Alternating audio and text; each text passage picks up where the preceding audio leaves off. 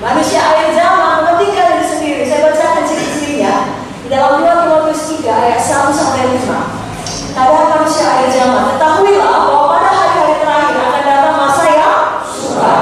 Jangan heran kalau suka. Maju terus, amin. Manusia akan mencintai dirinya sendiri dan menjadi hamba uang. Mereka akan membuat dan menyombongkan diri. Mereka akan menjadi pemfitnah. Mereka akan berontak terhadap orang tua dan tidak tahu terima kasih, tidak menjaga agama, tidak tahu mengasihi, tidak mau berdamai, suka menceraikan orang, tidak dapat mengekang diri, garang, tidak suka yang baik, suka mengkhianat, tidak berpikir panjang, layak tahu, lebih memenuhi hawa nafsu daripada memenuhi Allah. Secara lahiriah mereka menjalankan ibadah mereka, tapi pada hakikatnya mereka memungkiri kekuatannya. Jauhilah mereka itu. Saudaraku, kita anak Tuhan, apalagi yang Tuhan, gak ada bagian kita di sini. Amin. Kalau ada lepaskan diri kita. Amin.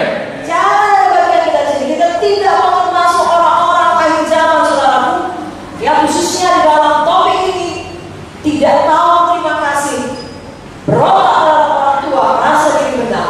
Biarlah selamanya seperti Esther kita menjadi orang yang tahu terima kasih. Amin. Artinya apa? Kita tahu mengasihi. Amin. Kenapa saudara berterima kasih? Terus saudara mengasihi, berjalan dalam kasih. Kita bertobat dari pemikiran-pemikiran yang salah. Ya, bertobat dari keangkuhan kita seperti Hizkia. Dalam 2 Tawarikh 32 ayat 25 sampai 26 dikatakan, tetapi Hizkia tidak berterima kasih atas kebaikan yang ditunjukkan kepadanya, karena ia menjadi angkuh, sehingga ia dan Yehuda dan Yerusalem ditimpa murka. Tapi ia sadar akan keangkuhannya itu dan merendahkan diri bersama-sama dengan penduduk Yerusalem, sehingga murka Tuhan tidak menimpa mereka pada zaman Hizkia. Kita pun, ya semua manusia ini saudaraku dilahirkan dalam dosa, adanya tendensi kita untuk angkuh. Ya, adanya kecenderungan kita, apalagi kalau sedang berhasil, sedang sukses, sedang diberkati, untuk sombong. Tapi kalau harus bicara mengingatkan, mari segera bertobat. Seperti Hizkia, mari segera merendahkan diri. Ingat Allah yang telah menabur dalam hidup kita. Ingat Allah yang telah merawat kita, yang membesarkan kita, baik secara badani atau lagi secara rohani, yang mendoakan kita, mengajari kita firman, menolong kita. Jangan pernah kita katakan, ya dia memang sudah pernah menolongku, tapi dia juga menyakitiku, jadi sudahlah, impaskan. Tidak ada itu. Di mana ayat? Tidak ada ayat itu, saudara. Saudara kata, saudara pakai pula. Ibu Joy sudah cari ayatnya, ada ayatnya. Dari ketiga ayat 13, lupakan yang terlalu. Saudara, jangan begitu firman Tuhan. Saudara mengambil dengan konteks yang salah. Bukan itu maksudnya dalam lupakan yang terlalu. Kalau begitu kita buat, kita coba firman, ya, sama seperti kalau kita mau masuk gereja ini, itu ada pintu, ada kunci pintu. Nanti saudara pergi ke belakang, mungkin ada kamar mandi, ada kunci kamar mandi. Kalau lebih di depan lagi ada gerbang, ada kunci gerbang. Kalau saudara mau masuk kamar mandi, pakai kunci kamar mandi, bukan kunci gerbang. Amin, saudara. Walau sama-sama kunci. Demikian dengan firman Tuhan, jangan sama-sama pakai di sana kemari. Amin, saudara.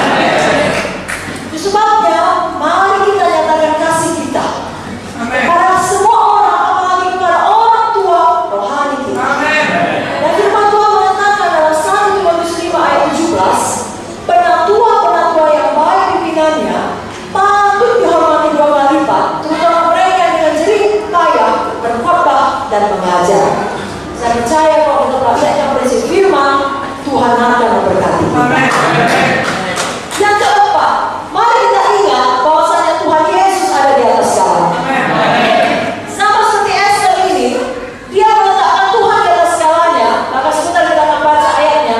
Dia meletakkan Tuhan, panggilan Tuhan, perintah Tuhan di atas nyawanya sendiri. Ada resiko untuk patuh, untuk melakukan firman yang disampaikan oleh